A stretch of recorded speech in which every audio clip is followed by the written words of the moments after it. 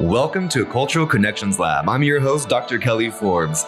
We are here to talk with educational professionals around the world to impact and influence the education system as we focus on cultural connections and the education of multilingual, diverse students. We're excited to have you join us today, and we sincerely hope that you enjoy the show.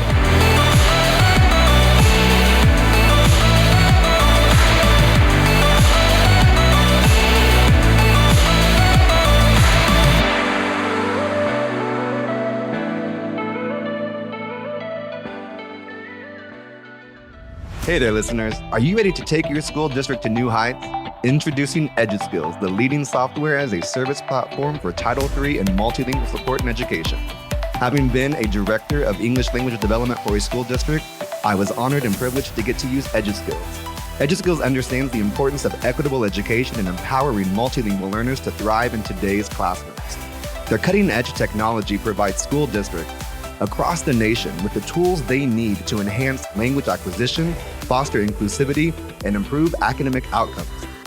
With their seamless implementation and comprehensive support, I have witnessed EduSkills ensure a smooth transition for school districts, empowering their educators to provide targeted instruction and personalized support. So why wait?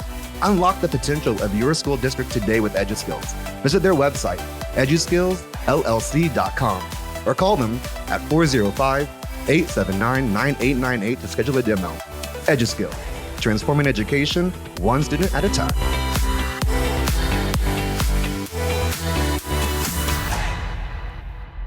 Welcome to another podcast episode of Cultural Connections Lab with myself, your host, Dr. Kelly Forbes. I am excited to be here with a new friend that I am meeting today. Thank you to the amazing president and CEO of EduSkills, Dr. Taylor Tribble, who will be our co-host today.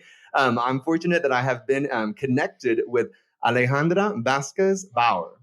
Alejandra Vázquez Baur is a fellow at the Century Foundation, where she manages the Bridges Collaborative, an initiative that champions school integration.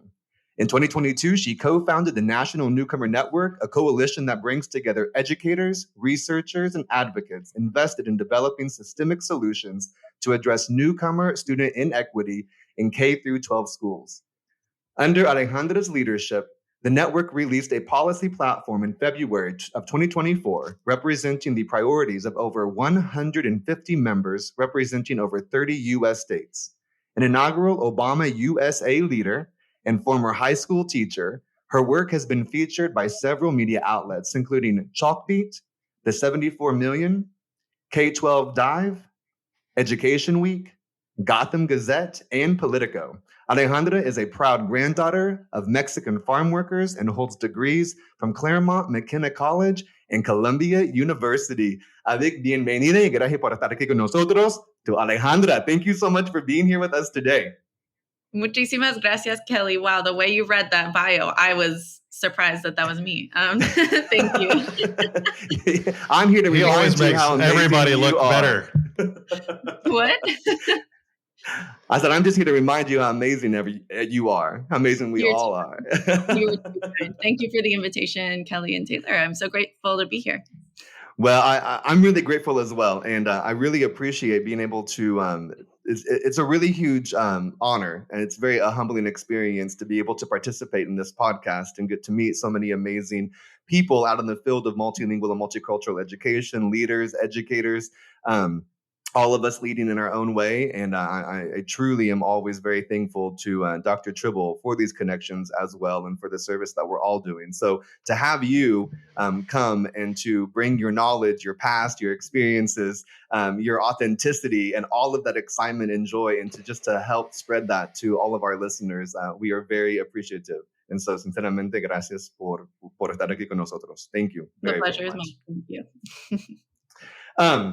So before we get in and dive into some of the questions, you want to tell us a little bit more about who you are, your past, and kind of where you got to be this big estrella that you are today, this big star. Hey. Estrella brillante. I love it. Yeah, sure. Thank you for asking that. I think it's really important that we talk about how we get to the work that we're doing, because so much of this work is personal for so many people. Mm-hmm. And it's part of our story. It's part of our narrative. And so I come from a mixed status family. My family's from Mexico. from outside of Guadalajara, from a small pueblo. And that is where our roots are, and where they remain, in fact. I am a second generation American, but my family members in my community in New Mexico, where I grew up, northern New Mexico, many of my family members came while I was growing up. So even from the very beginning, I was in schools. Everyone was an English learner in northern New Mexico.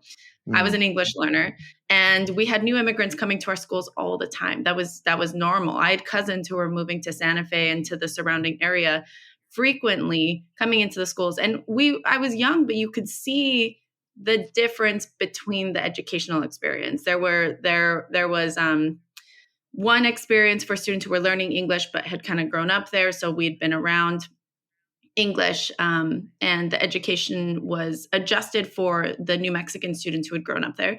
And then there was a totally different process for welcoming new immigrant students, many of whom were my own cousins who moved when they were 14, 15, who experienced a very different system. They were put into sort of different schools or different classes. We saw that early.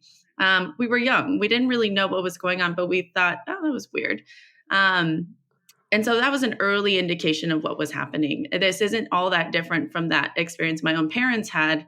My mom and her siblings, when they were in Mexico, in California, their parents were farm workers. They were young kids integrating into the schools in Central California. And they too didn't speak any English, were put into different classrooms.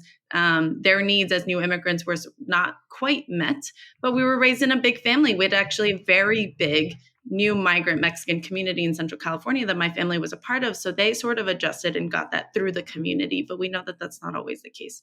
And so I think this big community, big loving Mexican community in northern New Mexico and California is part of what makes me who I am, because I'm driven by community.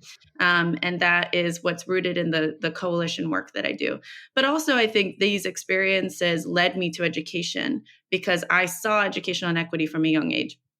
Going to a private college, I definitely felt unprepared, and wanted to started a Latino club, did a lot of work in our private, PWI college, to help ensure that the Latino students who were coming from low-income backgrounds like my own were prepared to succeed in our community. And that's what led me to teaching.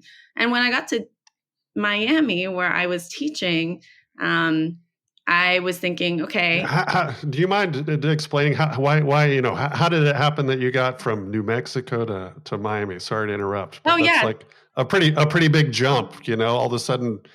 We're in New Mexico, now we're in Miami. Where it was lots of moving. I got a scholarship to go to school in California. That's where my college was, in the LA area, Claremont McKenna. And when I was trying to figure out what I wanted to do, I had initially thought more government work, which is ironic that I kind of ended up back here in policy. But I wanted to go into education. And so I applied to Teach for America. And I was assigned to Miami because I'm bilingual, and because I had an advanced math degree. So they felt, okay, we don't have a lot of bilingual women who could teach math at the AP calculus level, for example. So they sent me to Miami to teach high school math. And so that's how I got to Miami. You're smarter than I am already. I'm sorry? I said I can already tell that you're smarter than I am. Oh, you got the doctorate. We're working. I just have a piece of paper. So when I got to Miami, I was working in a community much like my own. There were many new immigrants coming into the school community, lovely students who were put in my classroom. And because I was bilingual, they were like, okay, you'll teach all the Spanish speaking kids. Well, that's not really how it works, right? Like, I don't have a certification. I'm not a translator or interpreter professionally.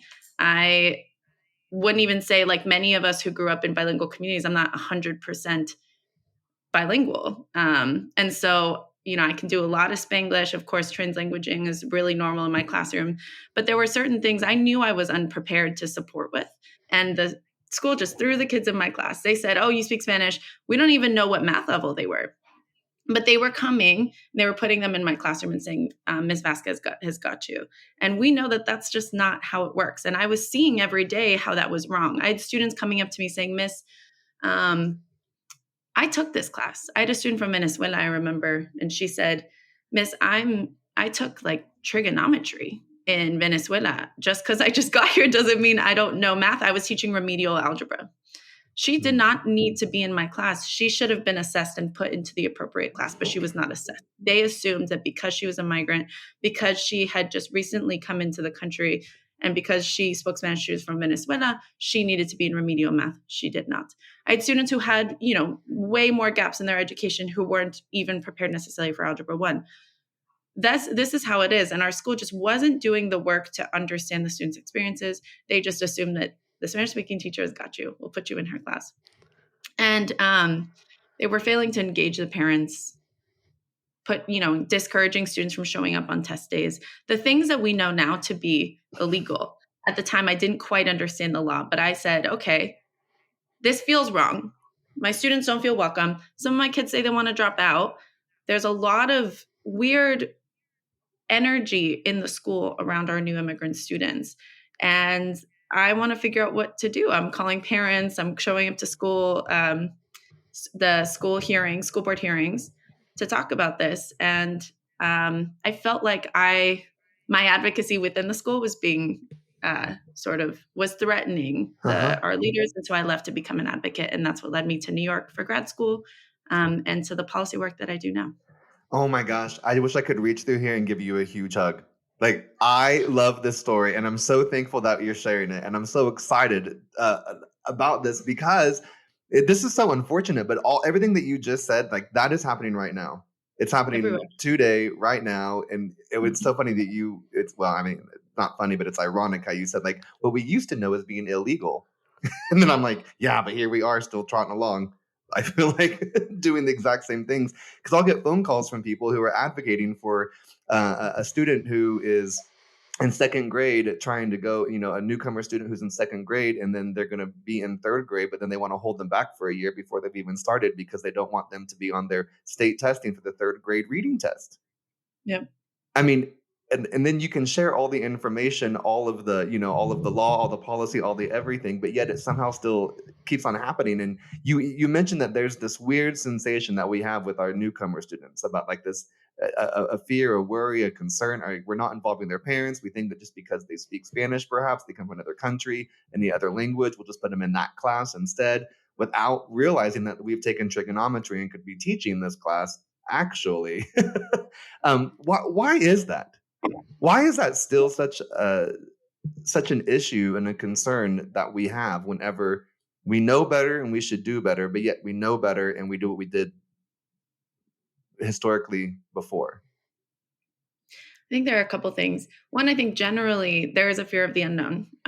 This feeds into xenophobia. This feeds into racism. Mm-hmm. This fear of what doesn't seem familiar to us is really what drives a lot of the anti-immigrant rhetoric that we see, mm-hmm. pushbacks on DEI, and changes and sort of community responses to changing demographics. Mm-hmm. I think that's so much of what we see actually in our schools, because it's a broader underlying societal issue that exists in our communities. Our schools are our communities. They're a microcosm of the broader issues in society.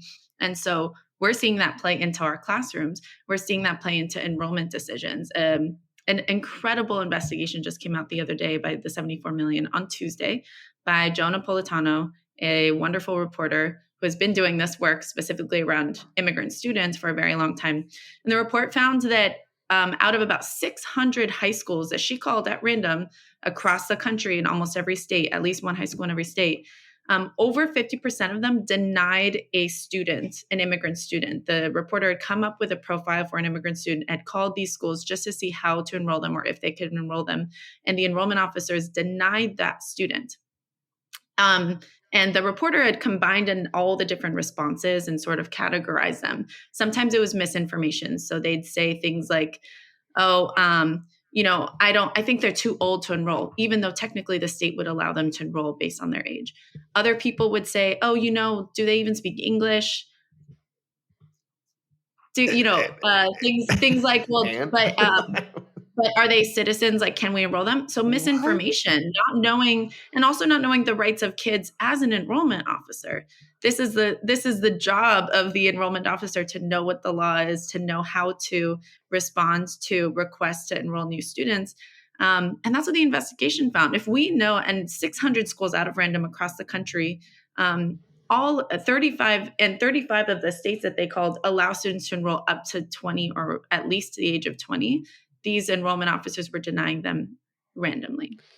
And so Alejandra, for the benefit of our listeners, do you have a way to, like a website you can direct them to find this report? Or yes. How can they find that easily? Absolutely. Go to the 74 million. I think it's .com. I don't know .com.org, but it is an education news website. And the 74million.org. Thank you for correcting there that. It is. 74million.org. Joe Napolitano is the author of this investigation. So look up her work. It should be at the top. Denying immigrant students. Mm-hmm. Yes, hundreds of high schools wrongfully refused entry to older immigrant students. Yep. Mm-hmm. So we see this is happening all the time. And we know those comments by the enrollment officers are, if they don't know that information, they're driven by fear. So I think that's one of the biggest, to answer your question, underlying issues. And then I also think that schools, because of our education system, the way that so far accountability has worked, especially since No Child Left Behind, schools are scared to try things they're not sure will work. Schools are there's ulterior motives to deliver on results. And so denying new students to enroll is part of making sure, okay, our test scores need to stay up. We need to get funding so we can stay open, so we can keep doing what we're doing. It's a very complicated thing. And I think I worked in a Title I school. I saw that our leaders were just trying to keep the doors open. They were trying to get as much funding as possible. And they felt that new students who could turn out low test scores because they assumed they didn't know the material, because they assumed because they don't speak English, they can't succeed. Those assumptions led them to think, okay, we need to find a way to exclude them so that we can get the right test scores, so we can keep getting the funding to stay open. What a terrible system. Mm-hmm. What a terrible system. And that's built into the process. Of course, we have bad actors. Of course, I disagreed with my leaders, and I pushed back on our school leaders, maybe too much, obviously. But I don't think so. That's where you and I kindled spirits right there. Yes, you got to say it. Yes, I did, and I remember making a PowerPoint about students' rights and stuff like that. It was great, but you can see how, yes, the bad actors are there, but this is also baked into the system. And that's wrong. And so a lot of our work is, yes, we're attacking the smaller policies. We're talking about those small things. But it's also rooted in huge, huge societal issues that we can't tackle alone. And that's what led me to coalition work. We know we can't as one advocate, I could get as many degrees as I want. Like Dr. Tribble said, I can get a piece of paper that says I'm an expert in this. I can write a million think pieces and testify in Congress and do this and that. But if it's not me and a ton of other people, especially those currently in the classroom, especially the students and the families and the advocates that lead in communities and know exactly what their specific communities need, then we're not going to make any change. This is how change happens. And so that's how we started the National Newcomer Network. A really good friend of mine, Dr. Popowell, said that it's so unfortunate that oftentimes people who try to advocate and an ally, for underrepresented populations often find themselves underrepresented as well. No matter how, educated you are, how maybe loud you need to be, how informative you are, how many presentations you prepare with all of the data, all of the research, all of the law, all of the policy, all of the things that we know, the examples of the DOJ resolutions that we see through the Office of Civil Rights as well. I mean, all these things. And yet sometimes it's almost as if we just have to find a way to connect to people's hearts that can help change their minds and continue what we're doing at the same time. Because I have found myself in similar situations where I was full throttle in my interview. They knew who they were going to get with Kelly Kelito Forbes. They knew I was going to be an advocate. They knew I was going to be loud. They knew I wanted to make it right legally, morally. We have this moral imperative. I mean, they knew that. And then as soon as you get in there into the position, sometimes it's like, whoa. We don't really want to do it, though. I mean, we know that the majority of the population is the L. The majority is doing this, but we're still going to do a very Eurocentric, monolithic. This is what the certain curriculum offers, and we're just going to do it this way. And then things don't ever change. And I just sit back and I get confused by that. And it's so interesting because whenever we're talking about, and I was writing down some notes here, like how personal this is, right? And how it comes from like our roots and where we are, a community, much like my own. Like, and so we all have that sense of belonging, right? Wanting to be a part of this greater, bigger conversation. And we have ways that we can have more parents than badges, but oftentimes we have more badges than parents at some of these, meetings that we have for, family engagement, but we're not responding to it there all the time. And so I just want to I want to say thank you for your service and what you've been doing. Thank you to, organizations like the 74 million .org website. Go and visit that website for sure. We'll have all these links for you. But I think that going through and continuing these conversations is a must, because here specifically in Oklahoma, we're also combating with the same DEI issues. It's an English only state, but yet we have pockets of really great things happening in dual language schools and dual language education. Other organizations and agencies that are nonprofits that are bringing in help and support and guidance and helping our refugee students and really putting, wrapping our arms around our newcomer students, our refugee students, our immigrant, our migrant families, all of that. But it seems like it's this constant battle. And at the same time, though, we, like, I say this all the time, like, why do we go to, they're going to church on Sunday and can do all things through Christ. And then on Monday, we're not doing those same things that we know we're supposed to be doing. So whether it's Christianity that's your religion or any other religion, I'm encompassing of all of world religions. But I think if we're going to be preaching this and practicing this and doing this, and then using that same thing to build walls and barriers and these obstacles, I think we need to really reevaluate and stop and look at ourselves in the mirror and say, what are we doing? Because if we ourselves feel like this is personal for me, I have my roots, a community like mine, other people are feeling that exact same thing, and they need that. And we need to really open up ourselves and to find ways where we can be true listeners and work with our communities, because it's through our diversity that we find so much more unity. Absolutely. There's so much fear mongering around this issue, and we see it especially because it's an election year and because this is politically, both sides see this as politically smart to act on immigration. Our students are being used as pawns, and our families are being used as pawns. And it's really hard to watch, coming from an immigrant family, but also as a teacher, right? As a person in a community who cares, to see your kids rights be debated. That's really hard. We know what that feels like, and we know what that looks like. We're seeing it play out in the classrooms, and we see day by day how, those who have taught know what we see on TV. The kids see it. Yeah. They see it, they hear it, and they repeat it in their classrooms. I've heard those things when I was teaching. I've heard different slurs or different comments made at students because I was teaching in between 2017 and 2019. They were seeing what was going on TV. They heard those things. They sent them to the kids back and forth. And that's what creates a hard, what we assume kids don't hear, kids don't understand. No, they hear it. They understand it, and they'll repeat it. Yeah. Alejandra, in light of your experience as a teacher and kind of the environment that we're in now, what do you think that teachers can practically do to, help kind of mitigate some of the challenges that the students are facing today? With specifically with being newly enrolled and adjusting to a new school?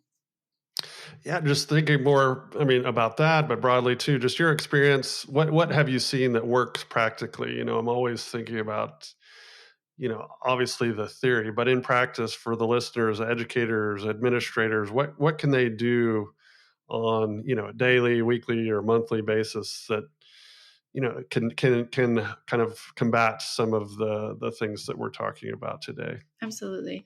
I think there will be slightly different advice if you can speak the language that your students speak and not. I know that for most of my students, they spoke Spanish and maybe another language, maybe an indigenous language, maybe another language. And so what I did was because I was able to speak Spanish, I connected with their families immediately. And for many of them sort of became the liaison. Wasn't paid for that, but I became the liaison. No, of course not. Between them and the school. And that was really important to me because the parents, as we all know, want to be connected to the school community. Mm-hmm. There's fear. There's so much, there are so many nerves when engaging, especially as an asylum seeker, especially in this climate with a public institution in the U.S. There's also fear of hospitals, using this because of public charge.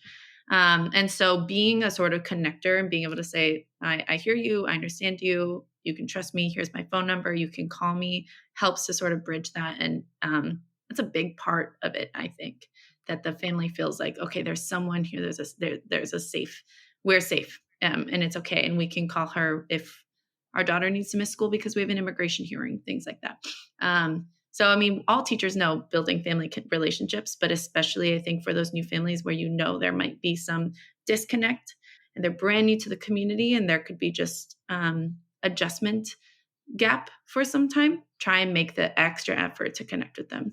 And if you don't speak the language, you can find an interpreter. The school should provide one. So we know that to be true. Do you have a specific, if you don't, it's okay. I'm just wondering, you have a specific example of one of your a student or some of your students and an experience that you had with them to help them overcome some of these challenges that you might feel comfortable sharing that might resonate with the listeners? Oh yeah, I can think of so many. One of my students, she'd been here for a year by the time she joined my classroom. So, but she was still struggling. Her parents were working multiple hours a day. She rarely saw her parents because they were working so much. It was actually hard to get in contact with her parents because they were working. She was sort of the parent for her younger siblings, the middle school down the street. She came in late some days because she would take her siblings to school. She sometimes left early so she could go pick them up if they were sick. It was that sort of dynamic. So I started calling the parents a lot to first understand what was going on, to communicate with my student. And we set up a couple systems. There were some times where we coordinated her with other students to get picked up from school so she wouldn't have to walk. So she and her siblings could get where they needed to go faster so she wouldn't have to miss as much school. So there were those types of things, just meeting her, talking to her parents, understanding what their needs were, and sort of coordinating with other students how they could get to and from school so that they could miss as little as possible was one thing. With this family particularly, I think of this one because this student came to school, aside from maybe missing a little bit at the beginning to the end, had perfect attendance the entire year. This narrative that immigrant students don't come to school or this or that, we know that's not true. She came to school every single day. She tried in all of her classes, even as there was no linguistic support in all of her core content classes. She tried extremely hard, and she'd come to me and say, "Miss, can you help me with this science thing?" I'm no science expert. I'd be like, "Okay, sure, let's do it." And she ended up having a quinceañera, and the family invited me, and I helped pass out dinner plates to everybody. I had my own quinceañera many years ago. So, I handed out the plates with the whole family. A lot of the students were there, and it was sort of the end of the year, and they were dancing across the dance floor in the backyard of their little home down the street from not with the middle school where her siblings went to.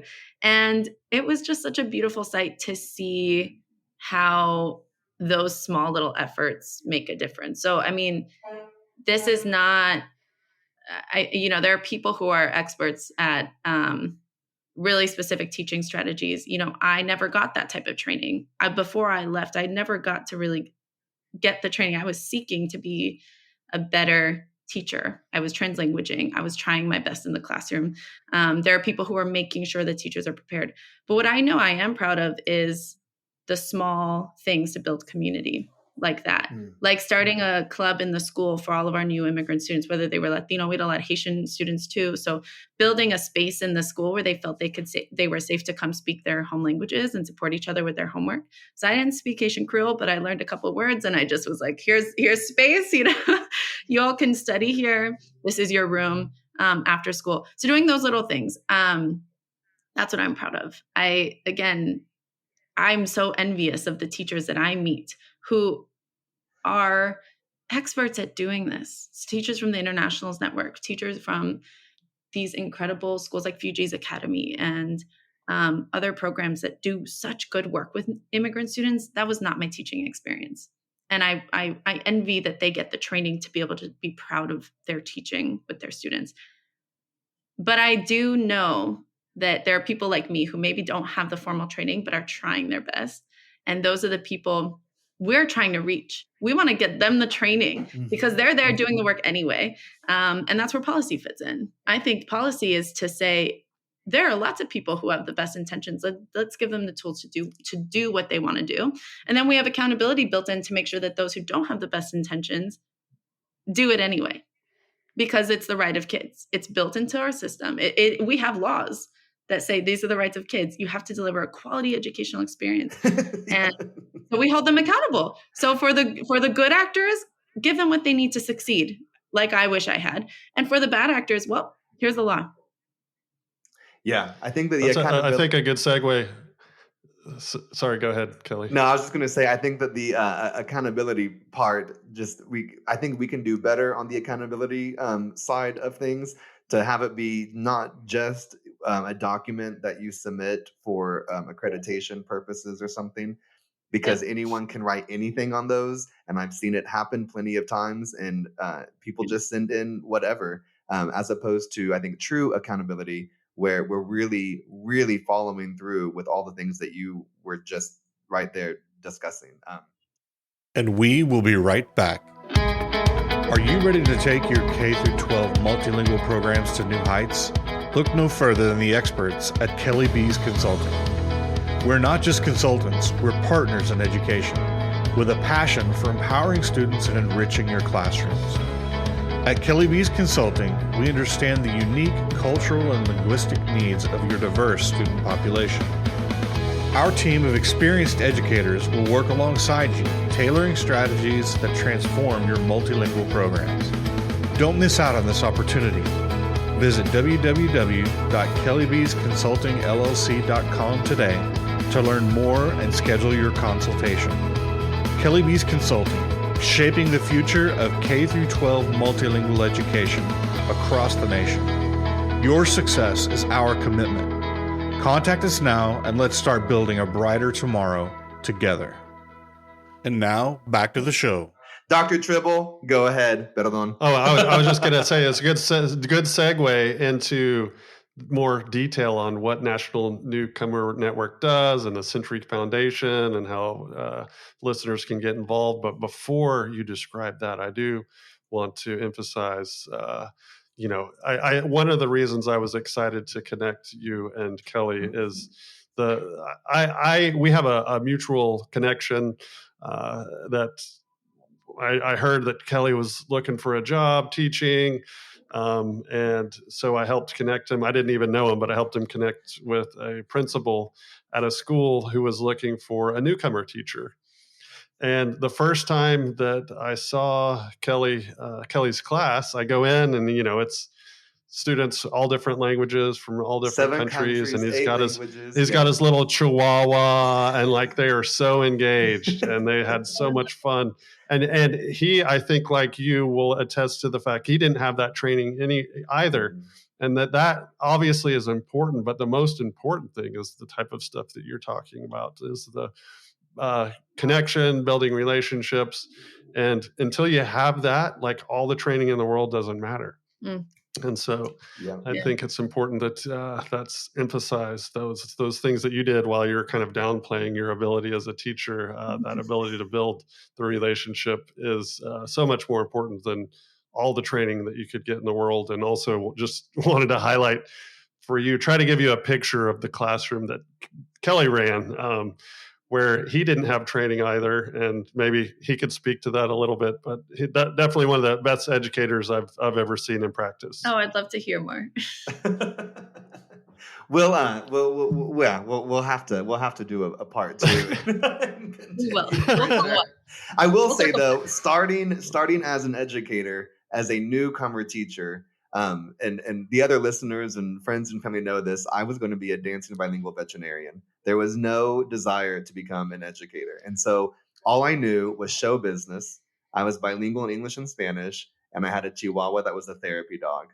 Let's go. And so we just had the best time possible. But I'm sure that you probably recognize that apart from having the pedagogical background and the, how do you use the certain graphic organizer, or, how do you put your kids in certain groups and things like that? Yeah. You know what? But it was the same thing. Like, we were doing project-based learning, but I didn't know that's what it was. We were doing translanguaging, but I didn't know that's what it was. We were doing all these things, but I didn't know that's what it was. But the reason why I was doing that is not because I knew what to do. It was the intuition of me stopping to listen and to learn from my students, who were letting me know what they needed in order to be successful in what was happening. So, I mean, of course, I appreciate so much what I've learned since then. I apply it and I use it, and it's helped me become a better educator. But I don't think that it replaces the moments to sit back and just take in what our students are teaching us. And then we apply that into our lessons. And that's where now the graphic organizer will really work because you did that. Yeah. Exactly, absolutely. Exactly. I wanted to quickly say I also am a dancer. I grew up dancing. And I actually as a way to build community within our school for across different. So a lot of our new Latino students were new to the school. And so I would teach salsa, bachata, merengue. The kids would be like, they'd come in, and it was a way for the community to see, are these kids, if they didn't see already all the strengths and beautiful culture that our students were bringing to the community, they saw, because our students were standing up there being like, oh yes, I'll teach you, practicing their English, saying like, do you want to dance with me? And then they danced together, so it was such a fun way to bring sort of another passion of mine that I knew my students had too, because we did this growing up in our home parties and stuff. And then what's cultures do that too. And then we shared that with the broader school community. And I saw so many of my kids, my other students, who were very shy maybe, and maybe had never really danced any sort of Latin music before, be like, oh, cool. And they sort of opened up as well. It was such a great way. And I love that you also brought that into your classroom.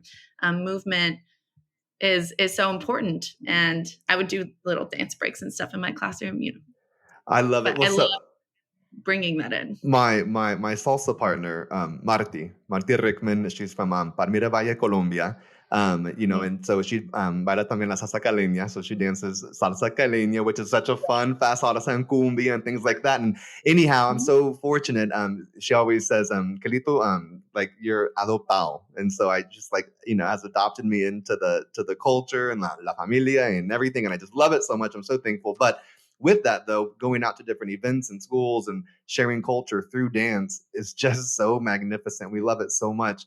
But you'll love this. We were able to go to a middle school, and it was during Hispanic Heritage Month. So they were celebrating all these different countries, and they invited us to come. And I was doing some professional development training there. And then they found out that I was a dancer also. And so long story short, they knew my salsa partner. They knew me. We brought it together. We did a little performance for them one day. And the cool part was that there was a newcomer student who just arrived from Colombia that week. And for him to be there in this new school, this new atmosphere, and hear la salsa caleña de Colombia, the cumbia, the music, to see like las pardas y los colores, and like their bandera, their flag represented there as well as part of what makes the United States through immigration and etc. But I mean, just what a moment for that child to feel so excited and truly that sense of belonging because he was seeing his country celebrated and therefore he was being celebrated right there in that moment. That makes for a great learning space. It does. And, those are the things you can't write in a policy. I'm in policy. And the unique ways that individuals bring those things, you can't really write that in a policy. And so you can write me in one of your policies, and I'll go dance everywhere across the nation. There it is. You must hire Kelito for one dance training per year. Ándale, vamos, mi amor. I'll be so excited. Marty, ella también vendrá, I'm sure. She'll come with me. There we go. I love that. You'll be booked and busy. Be ready. But yeah, and that's one of the interesting things about policy is so much of the things I see on the ground that are the best work are things that when you're writing policy that is broad, especially at the national level, but even at the state level, it's not that granular. So my challenge is being like, how can we make sure those things happen? How do we write something? How do we build in systems that are flexible enough for local creativity, right? Because maybe it's dancing doesn't work for everybody. Maybe it's music. Maybe it is theater. Maybe it's, I don't know, a book drive or this or that, or it's all the things.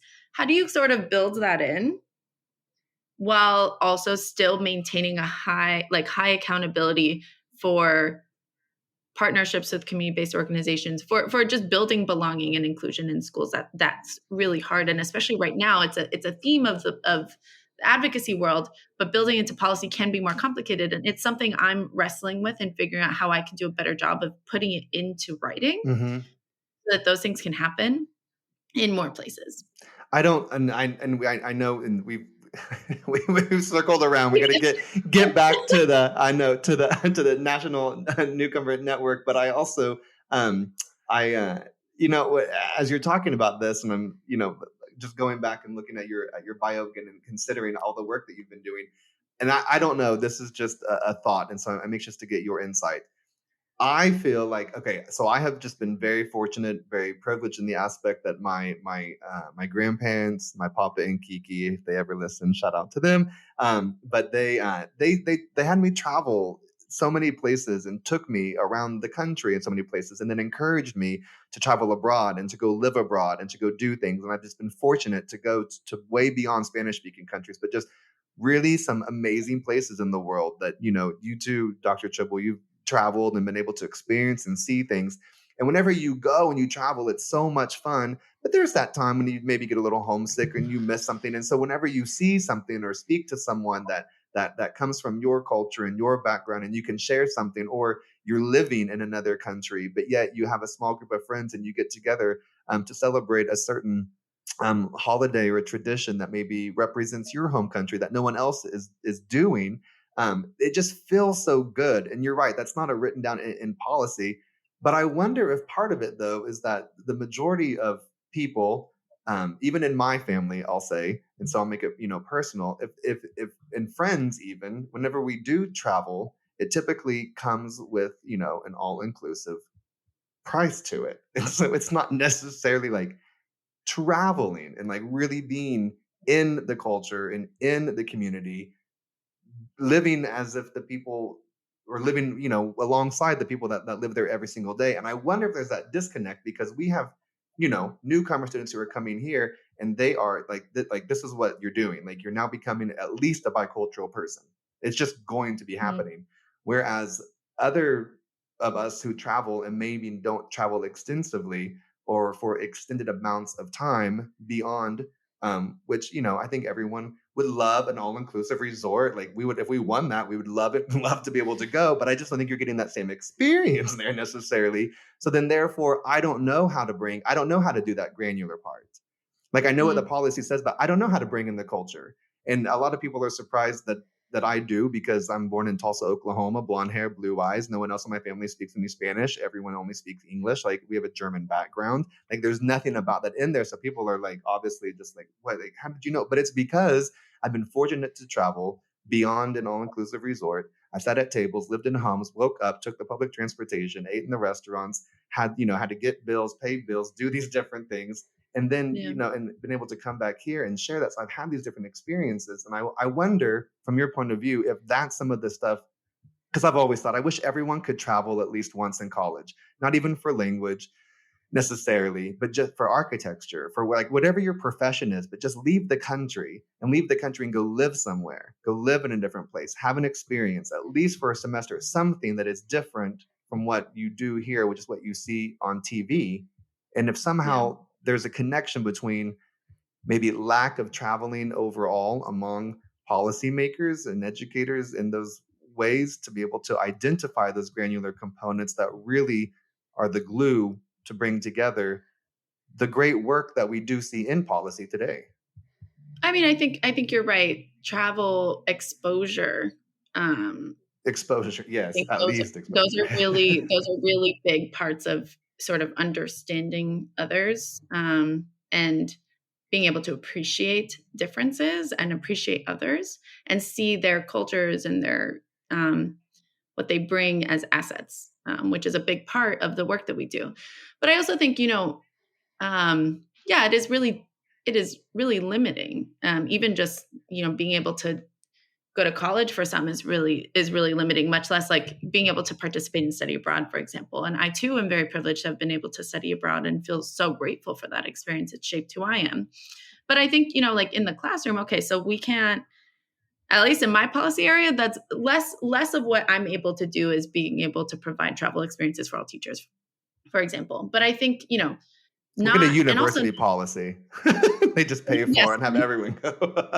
Yes, exactly. Everybody free study abroad programs tied into next. I mean, free college at that point, but that's there we go. Not my policy area. But I think for classrooms, the biggest thing, you don't need to be an expert. You can get a student, especially with newcomers, this is really important. You can get a student from a country you've know nothing about. You don't know their language. You don't know anything. This could be true of people who are well-traveled. There are places we have blind spots. Of course, so I don't think that the policy necessarily needs to be around places like you have to know the place to be good at building belonging. I think a lot of what looks like, appreciation again, for a difference, but also a commitment to building belonging and inclusion. But beyond that, I think it's just like listen to the kids. And this is where the work that I've been doing in school integration fits into the newcomer space, because a lot of new schools are receiving newcomers. Maybe they've never done it before. And so much of what they try and do is fit these new students into their existing culture. But like they're like, oh, we have a school culture and we're going to keep it this way. And we're going to try and make you fit in. So you got to learn English. You got to come to all the existing sports games and this is how our pep rallies work, and you're just going to fit in and you're going to make it work. And if you don't understand what's going on, sit in the corner or whatever. That's so much of what's happening in schools right now, that this attitude that the culture does not change with the students. No, the culture must change with the students, because what is the purpose of education if we're not serving the students currently in the classroom? Well, whose school is it? We see demographic shifts. Exactly. Whose school is it? As we see demographic shifts in schools across the country, there's like I was saying, there's sort of fear of difference, xenophobia. This is where racism comes in. As you see demographic shifts in communities, there's a lot of fear and pushback. And that's where this no, this is how it's always been. This is how the school needs to be forever. Why not add something new? Why not ask the kids, hey, how do you do? If you were in school in your home country, what was school like for you? How did you do celebrations where you're, maybe some sort of cultural celebration they did fits into the pep rally where it's, okay, you do some of the things that we've done before in pep rallies, band, cheer, music, and then you add in a different music, or you add in a cultural dance, or you do this. I mean, how can we add to the community? Because as it grows, as it changes, it should respond and reflect the students that are there. And the kids have that expertise. You don't, as the teacher, have to be the expert. Do your research, but ask them and they'll tell you what they need, like you said. And I think that's what we have to see happen more. And what I wrote about in the the future of Brown v. Board of Education I was referencing, the future of Brown is multiracial. Our schools, as we look at the future of school integration, the push to ensure that we are not segregating our schools any longer, that all students feel welcome in every school that they attend, that means also responding to the cultural changes and seeing students as assets and asking them what they need and adjusting your programming, your curriculum accordingly. I think that it's so important to always just consider that. And of course, if you can't travel, across another border to another country, you can travel to another part of the city where maybe you haven't traveled before, or even to another state or something like that. But I think that the power of exposure, the power of experiences helps better inform us whenever we're trying to now not just articulate certain things, but to implement and apply certain policies, et cetera. But yeah, and then to that, I know that you had mentioned about the article, which I have a question or two we can talk around that. But Dr. Tribble, I know that you were wanting to dig in deep more about the National Newcomer Network, which I love the website, looking at it and everything, and I have many plans to I fortunately have shared it before, but I didn't realize that this connection that we're having now. So it's fun meeting someone famosa. But anyhow, I do want to hear more about what the National Newcomer Network is. And Dr. Tribble, if you can give us some background into your experience with the National Newcomer Network. It's pretty new to me. I think it was through social media.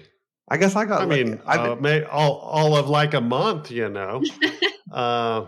So I'm not one to speak to it. I am excited to learn more. Obviously I've read information on the website, but that was part of why I wanted to have you here, Alejandra, is to be able to educate myself and all the listeners on the wonderful work that you're doing at the National Newcomer Network. What is it? What do you guys do?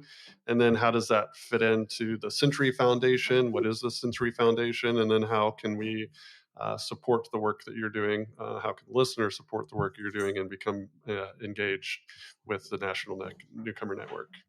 Yeah, thank you for that question. So we, like I said, when I got into my policy work, I was like, all right, I can write as many reports as I want. This will not be the way that we make change.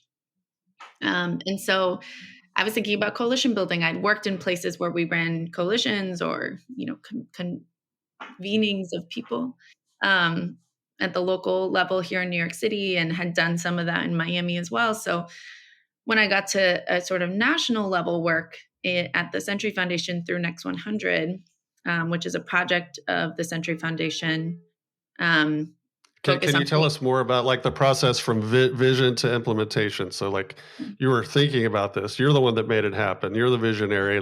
So you had this idea. How did you go about actually like getting people around that idea, getting these organizations that you've been involved with to move forward with your idea? Well, I was thinking national policy change. I was writing some reports and I said, okay, well, we need to bring some people together to start talking about some of the policy change we need to see, get more folks that I'm not exposed to directly. And so I started reaching out to other folks. There are not a lot of people who do newcomer work at the national level. Mm-hmm. So much of the newcomer work happens locally. So I started reaching out to some of the community-based organizations, researchers at universities who were doing this work, people who I knew worked at the state level who ran their Title III program. Title III is a part of the Elementary and Secondary Education Act that funds English learners and immigrant students. So they run those programs at the state level in different states. I was reaching out to those folks. Who do they know? And we started to just sort of build sort of like a book of people, one might say. And I was coordinating with Oakland Unified to put together a newcomer convening in April of 2022. So 2 years ago. And we had a convening of about 90 people at that time from across the country talking about what we need. And one of the things that they said, we need more research on newcomers and outcomes. We need data and we need more advocacy. And I said, great, you know what? I know how to do advocacy. Maybe not, I'm learning and I'm young in my career, but I'm really passionate about this. And you know what I can also do? I'm good at organizing people. So I coordinated with Californians Together. It's an advocacy organization that does state work in California, and said, why don't we do this together? I have the time. I get paid to do this work. I will do the back end work. And together we can bring our networks together to bring to all the folks that we know and start to build a working group. We called it at first, of folks who are— Out of curiosity, who was paying? You mentioned you were paid to do this work. Yeah. Who So was paying? at Next 100, the think tank I was at before, which is within TCF, the Century Foundation is a progressive policy think tank. We work on a number of issues. And there's an arm of the Century Foundation called Next 100 focused on bringing young, directly impacted people into policy, because policy and think tanks are very white, male, and so that's trying to disrupt that by bringing directly impacted people into the space. And that's what my fellowship there was. I could do whatever I want, focusing as long as it's bringing in directly impacted people and my lived experience and their lived experiences to inform policy work. And so I used my time to build the coalition. I was paid to do what I wanted to do with it. And half of my time was really building this coalition. So I said, Californians Together, join me. We can bring our networks together. You have legitimacy. I'm new, but I can put the time in. And we did it. We had a couple meetings where we had a handful of people and we said, hey, we all said that we care about newcomers. Many of you do this on the local level. We want to coordinate so that no matter whether students are lucky enough to end up in a state where they might get what they need because it's a blue state or because they're friendly to immigrants or because there's certain great curriculum there, we want to make sure that's also happening in red states, or maybe it is a blue state, but they don't get what they need. We want to make sure this happens everywhere. Yeah. It's a systemic change. And so that's what was sort of driving this coalition work at the start. We met every other month, and we started thinking about what are our values, shared values across this large and growing community. What is our mission? So we workshopped a mission. And then we started breaking into what are our priorities? What is our problem statement? What are the things we see in our communities, in our classrooms that are wrong, that we can identify for other folks, that they know what we see as the problem, and we can articulate that. And then how are we working on solutions? And so we started to then, after we put out our mission and vision, we then started to break into groups to identify solutions. And out of that, a year after we launched, a year of working on this policy platform, where we identified 3 key issues: civil rights and services, teacher prep, since we had so many teachers or former educators in the room. That was one of the big issues we saw. And then finally, sort of the funding and accountability piece, this sort of more traditional policy. And we split into 3 groups, and we created, in those 3 groups, our members went through and said, here's what I see, and this is what I would like to see done about it. This is the type of recommendation. We workshopped all of those in small groups and then big groups. And then we published this in February after a full year of iterative small group and big group feedback from, at the time, about 150 people. And we launched in February. So that's the policy platform that you see on our website. Again, represents a year of work, the commitment from folks all over the country. At the time, I believe 32 states. We now represent 37 states ever since we put that out. And at the time, we had about 150 members. We now have 225. So we're growing, and we see this as a living document. We hope to update this in 2 years again, go through the same process, because we know that policy has to change. It responds to things happening in the world. There are new leaders. There's an election this year. There's going to be new needs, and also the communities change again. So there's going to be, while some of this might carry over, there might be some updates. And so our plan is to update this in 2 years. But we did the work to sort of, learn how to put out this type. I mean, it was a big project. It was hours and hours of work organizing and trying to hear from people. Lots of educating too, because as a teacher, I didn't know how policy worked, or how to write a policy, or what ideas could be policy. And I always tell teachers, everything that you think is wrong, and that you do about it, that's a policy. How do we make that broader so it can fit across the country? But those things like, oh, it's really unfair that students, I don't know, you can come up with an attendance thing or an enrollment thing. It's unfair that students are denied enrollment because they maybe live with an aunt or uncle and they're not on the lease. Mm-hmm. Okay, that's a policy. Actually, it's a policy that exists, but it's a policy, right? So we can translate that. Every teacher, every person in our community, and a big part of our work is telling them, you all have ideas. You could all influence policy, every single one of you, because you know the issues. And so let's bring that into our platform. And that's what we did. I think it's really important to find ways to institutionalize cultural knowledge as we're having the conversation centered around policy, because you're right. What ends up happening is that these think tanks, and this isn't everywhere, of course. And so I know that we have listeners from all over, and I'm coming from an Oklahoma perspective in my world of working in the field of education as an employee in school districts. But to your point earlier, that typically our think tanks don't necessarily reflect or resemble those that we're serving. And I think it's truly important to have people who have had the experience, are in the experience, and please, by all means, have an interpreter and someone else that doesn't speak English in those conversations to really, really be able to have what I feel like would be a more authentic and realistic conversation for implementation purposes. Yeah.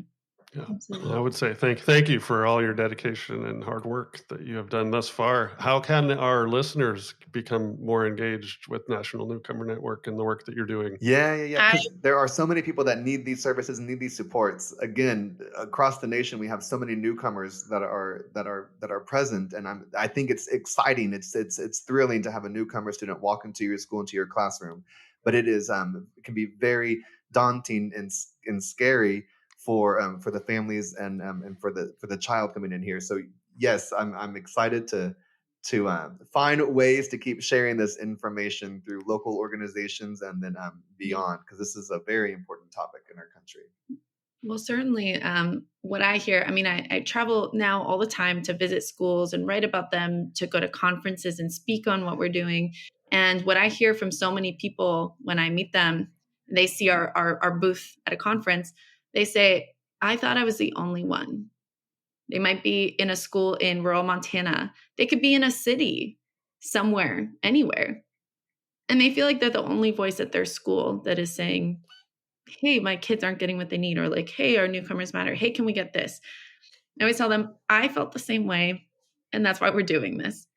You are not alone. Even if you think you're the only one in your school who is doing this and saying that, you are not alone. And that's what we're building in our community. And so we're always welcoming new members. We could grow to 600. That'd be great. I would need a lot more capacity to be able to support 600 members and make sure they all feel welcome. And, So are you telling the listeners to hold off a little bit, maybe? No, I'm saying join us. I know. I'm telling the founders, come help us. But my vision is that everyone who wants to support newcomers can join us so that we can continue to push the work. They can provide their perspective that maybe pushes us in a different way or updates it or improves the work that we're doing to better understand how to meet the needs in all these different contexts, because every context is different. How can we learn from those experiences? What expertise are they bringing? Because what somebody's doing in rural Oklahoma might actually help the teacher in the middle of LAUSD, right? Because they've had to come up with solutions or write their own curriculum or figure it out, come up with programs that work. We see this as every member has something to contribute, both to our advocacy as well as to the knowledge community that we're building.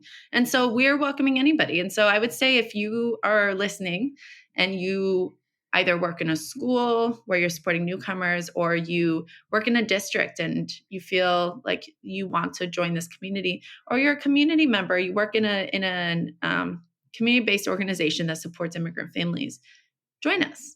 We, like I said, you can join us at any time. Our website is tcf.org/NNN, short for the National Newcomer Network, tcf.org/NNN. You can see our policy platform on that page. You can see some of our members. Mm-hmm. And then if you scroll to the bottom, it says, do you want to join our movement? There's a link there for our new member survey. On that new member survey, click that, and that will give us your information. We'll automatically add you to our email list. My email is also on that page. So if you can't find the link, that's okay.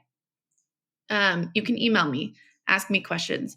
My inbox is always open, and I like to respond to anybody who emails me with interest, with questions. If I'm not the expert on that thing, I will point you to the person. Again, we have a network of almost 250 now people who are doing this work in different states and who are focused on different parts of the newcomer experience. So I always say, okay, you know what? I'm not the expert at writing that curriculum. Let me point you to the person who I know writes curriculum. Here you go. Or this person who works at the state level in this state. Boom. Here's the person who leads Oregon. Here's the person who does this. Here's a teacher who's excellent at this.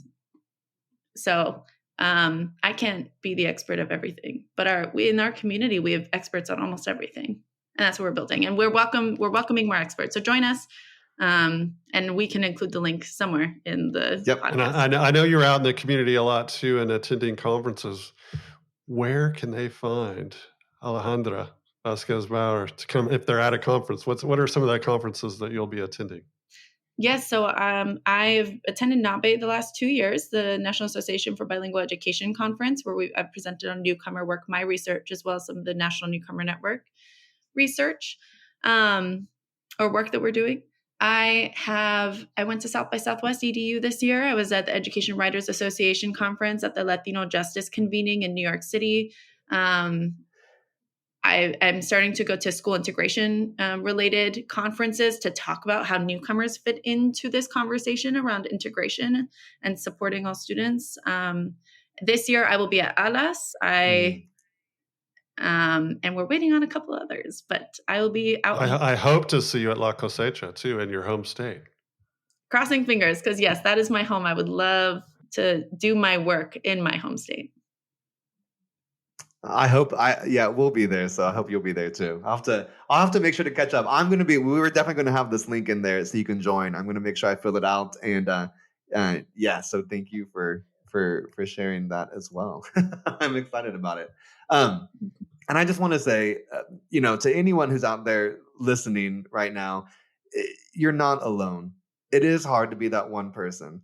I was new in education. I didn't, again, that wasn't my goal to be an educator. And now I'm just elated that that's what happened. And so it was what was meant to be. Nevertheless, I was the teacher that was downstairs in the basement with the newcomer students. And while everyone else was up on the other level, it was a school that might as well have been the Titanic. You go down here and everyone else is up here. Like, it's the real deal. Like, and we scraped off the mold on the wall, had to repaint it. I was like, this is not how we're coming. Like, welcome to America, and you're coming to school. Like, this is not what we're doing. So my grandparents helped me, but I just want to back to the point of just like thanking you and thanking everyone else out there listening who is that advocate. It can be hard sometimes, but I respectfully so, you stand up and you to the cafeteria manager and let them know that just because they didn't have this one form filled out on this day, there is a way that we can still provide some sort of nutrition for this student. I'm sure that with some master's or doctorate degree in that building, we can figure out a way to get a kid a peanut butter and jelly sandwich, at least, if they can eat peanut butter. Be careful about pork, right? I mean, sometimes you don't think about these things. And so there's all these different considerations. But to the point, though, is that I was that person that had to go and talk with the cafeteria manager. And that cafeteria manager went and complained to the principal. But I had already met with the principal prior to the because I already knew it was going to happen. But I wasn't going to have 8 of my students in this class not be able to have food whenever this is probably one of the only meals that they're getting. And so whenever you're trying to consider that, plus I still need a lesson, prep and plan for what I'm doing, we don't always think about it because it may just not be our problem. And there might be someone out there who's doing this work. And so I'll just focus on my lesson.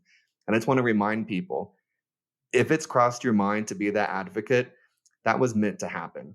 They need you as that advocate because the most likely is not someone else right down the hallway thinking about what you're thinking about. And so find it as something that is a very special sense of intuition whenever you recognize and know that there's a child that needs help, a child who needs an advocate, and a child who needs an ally, someone who will stand up and be able to speak for them if they do not have the language yet, if they don't have the cultural understanding yet, if they just need someone to be there. So you're not alone. Be that person. And whenever you walk next to that child and help them and you look at their eyes, then you know you're definitely not alone. So don't worry about the rest. Just do your best and forget the rest. But if you feel it, do it. Be that advocate for them. Definitely. Absolutely.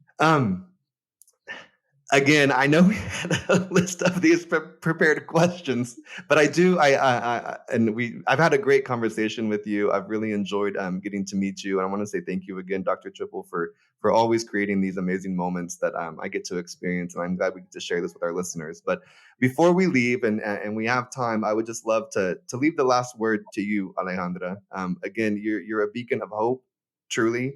In a world that needs more people like you. And so I want to encourage you on behalf of so many that are listening right now. I want to say thank you for everything that you have done. You've taken time, you've taken moments to be incredibly vulnerable, to share, I'm sure, very vulnerable moments, to share your experiences in order to help change policy, to create an impact that can be better for all of our students. So with that, is there anything that you would like to leave us with, our listeners with, or any of our students out there listening perhaps with?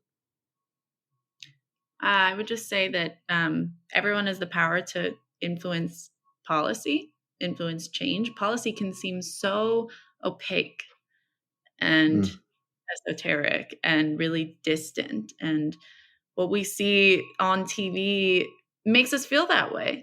But every person, whether you're a teacher, a community member, a parent, a student, has a voice. Our schools should be responding to student and community needs. Like we said earlier, who is the school for? It's for them.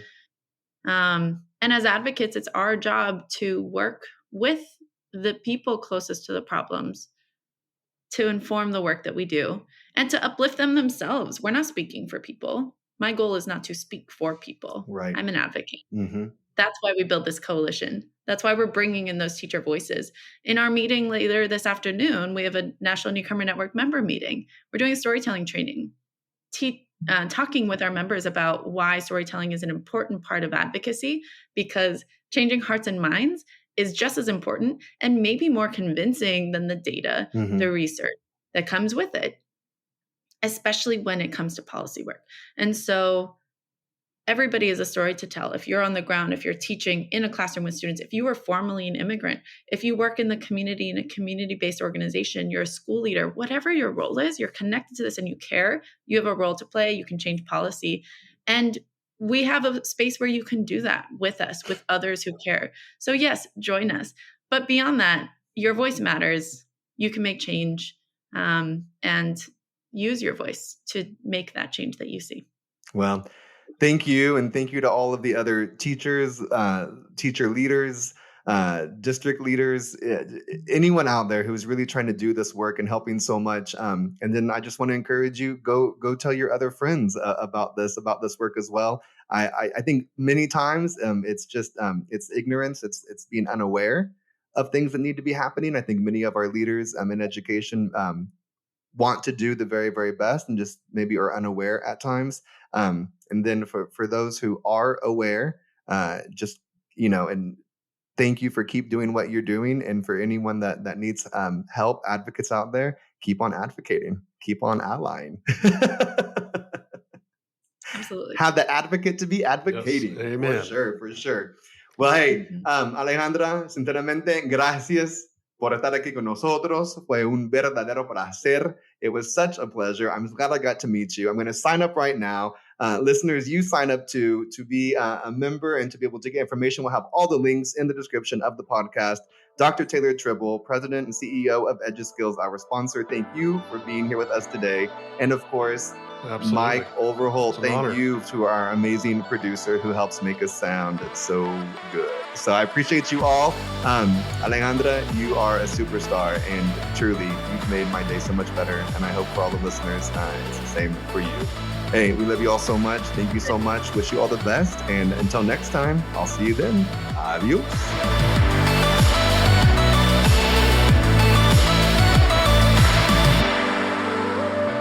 Thank you for joining us today.